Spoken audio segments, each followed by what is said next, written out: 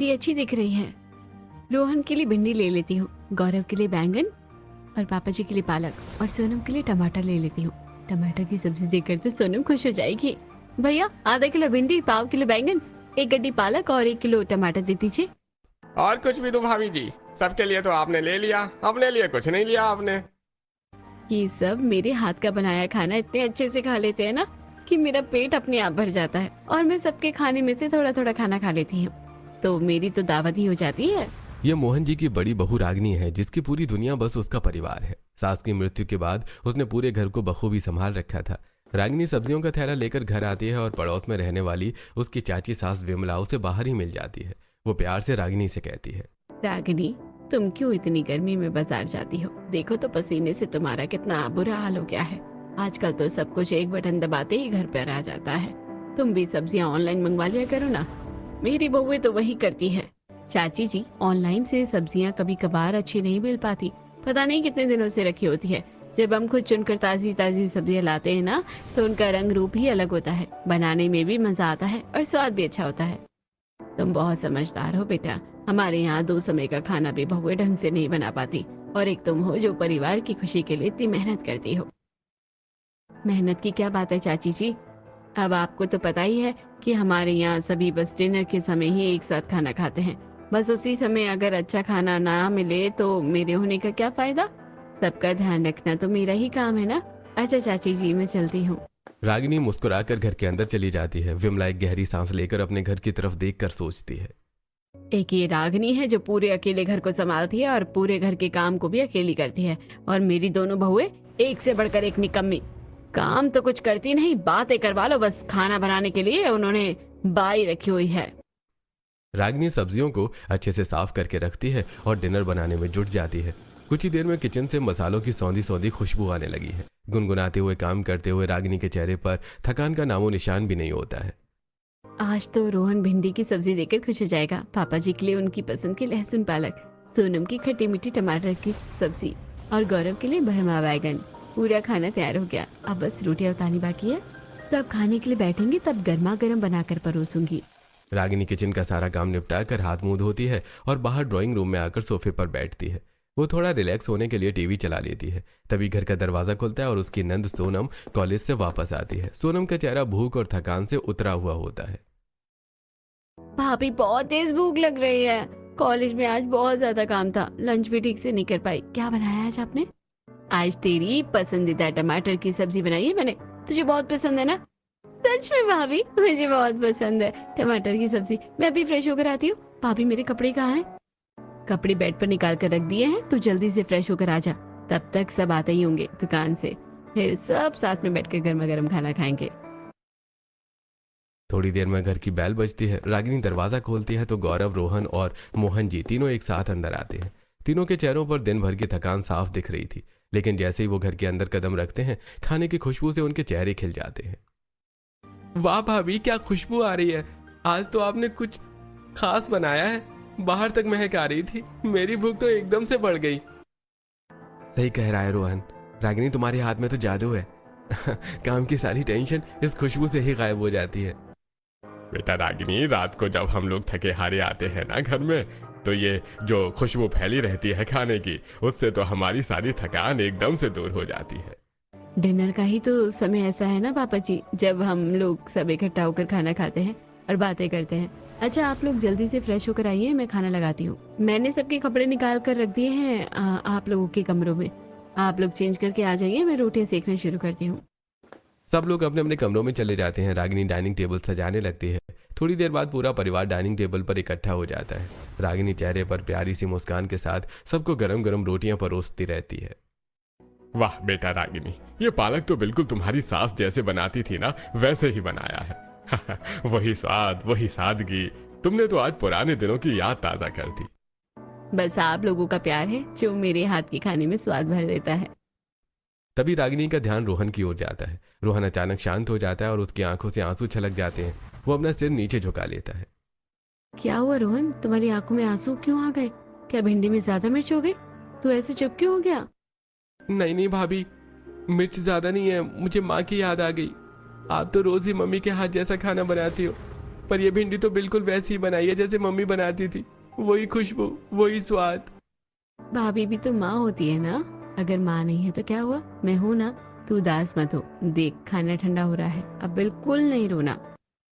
माहौल में एक पल के लिए सन्नाटा छा जाता है, लेकिन रागिनी सबको बातों में लगाकर फिर से सामान्य कर देती है।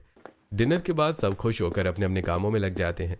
रात को जब रागिनी सारा काम निपटा कर अपने कमरे में आती है तो गौरव उसका इंतजार कर रहा होता है। रागिनी, तुम सच में बहुत अच्छी हो। तुमने इस घर को कितने अच्छे से संभाल लिया है। हम सब तो तुम पर ही निर्भर होकर रह गए हैं।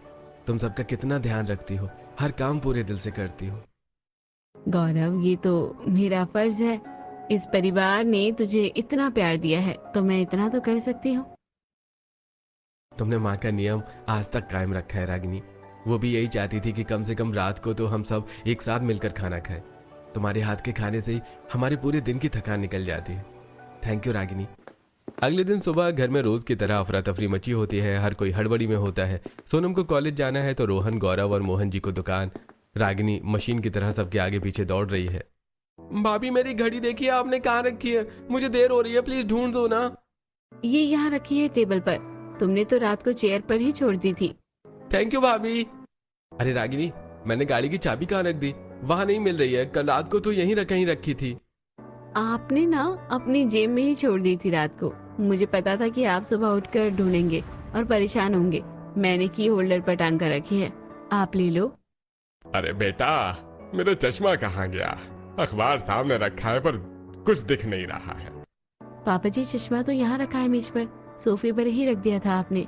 कल रात को टीवी देखते समय कोई उस पर बैठ जाता तो वो टूट जाता। ऐसे कैसे टूटता? मुझे मालूम था कि तुम जरूर उठा कर रख दोगी। आप लोग नाश्ता तो कर लो।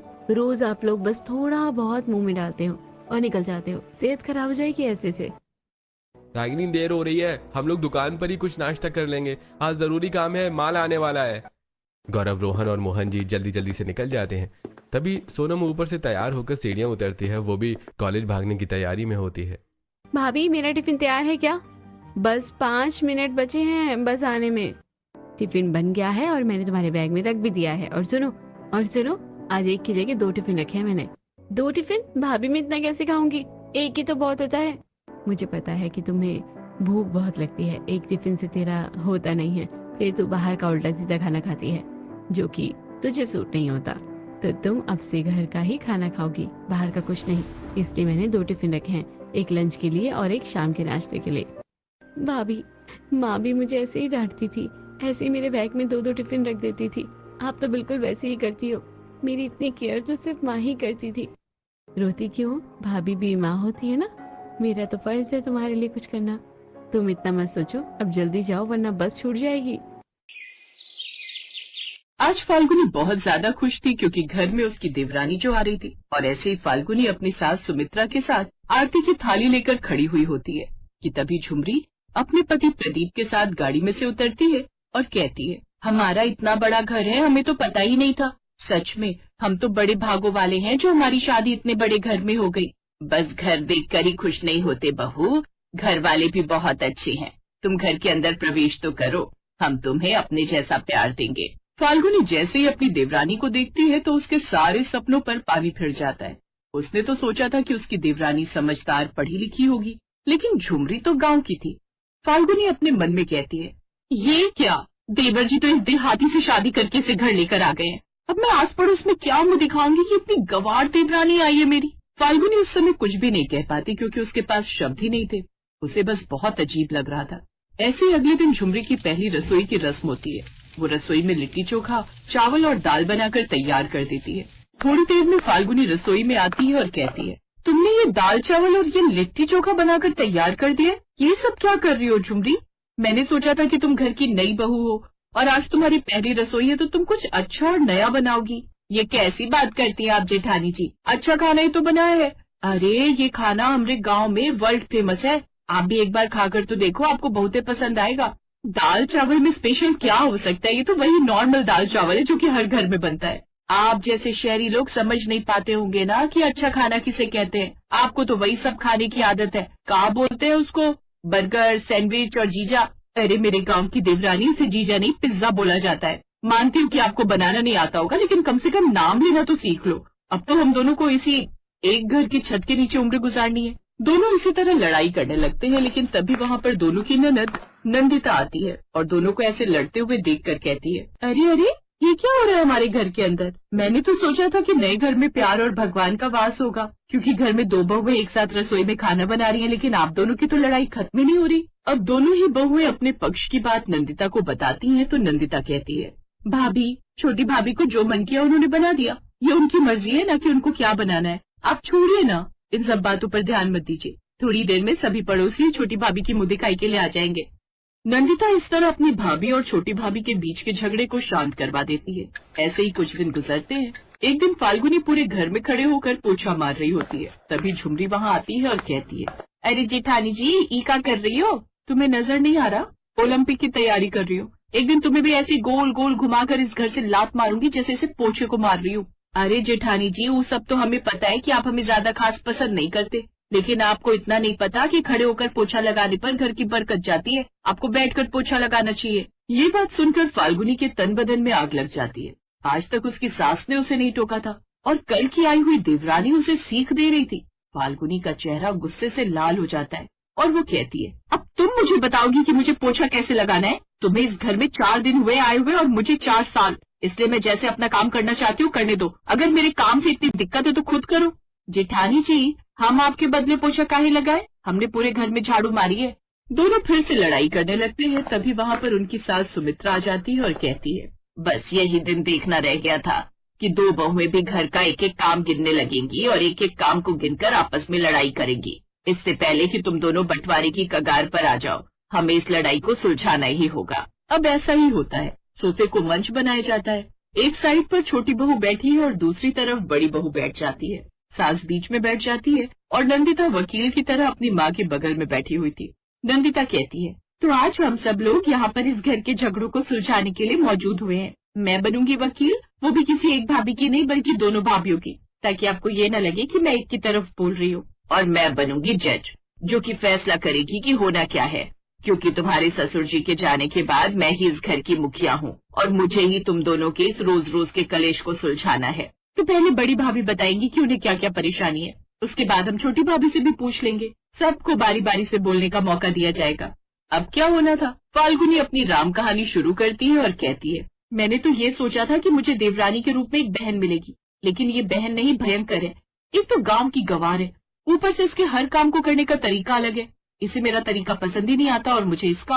तो हम क्या कर सकते हैं? अगर आपको हमारा तरीका पसंद नहीं आता, आपको हमारा तरीका पसंद न आए, इसका मतलब ये नहीं कि हमारा तरीका गलत है।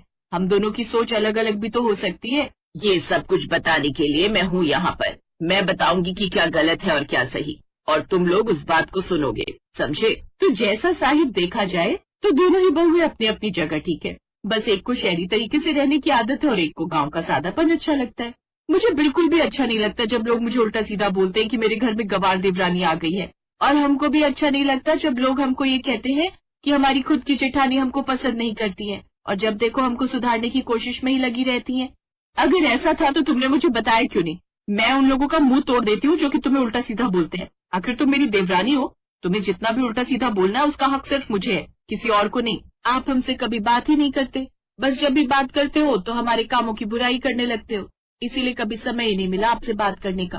फाल्गुनी उदास हो जाती है और नजरें झुका लेती है और कहती है, मुझे माफ कर दो झुमरी, मेरी तरह तुम भी तो अपना घर परिवार छोड़कर आई हो, बल्कि 4 साल के अंदर मैं अपने ससुराल के अंदर कंफर्टेबल हो गई हूँ, लेकिन तुम्हें कंफर्टेबल होने में टाइम लगेगा। और मैंने भी सासू माँ की जगह खुद तुम्हें ताने देना शुरू कर दिया, जबकि सासू माँ ने मुझे जब मैं इस घर में आई थी तो बहुत प्यार से रखा था। कोई बात नहीं दीदी, अब से हम भी शहरी तरीके से रहने की कोशिश करेंगे और कोशिश करेंगे कि आपके काम में भी कोनो कमी ना निकाले। दोनों ही जज बनकर बैठी हुई सास और वकील बनकर बैठी हुई ननद हैरान रह जाती हैं, क्योंकि उन दोनों की बिल्कुल भी चल ही नहीं रही थी, और देवरानी जेठानी अपना फैसला आपस में ही सुलझा लेती हैं। तभी सुमित्रा अपने गले की खराश को ठीक करते हुए कहती है, कोई मेरी बात भी तो सुन लो। यहाँ पर जज बैठाया क्यों है अगर तुम्हें जज की बात सुननी ही नहीं है तो? क्योंकि अब हमें किसी भी जज की जरूरत नहीं है। हम दोनों देवरानी जेठानी ने खुद ही अपना फैसला कर लिया है और अब हमारे बीच में कोई लड़ाई नहीं है। क्यों देवरानी जी? हाँ जेठानी जी, अब हमारे बीच सब कुछ सही है।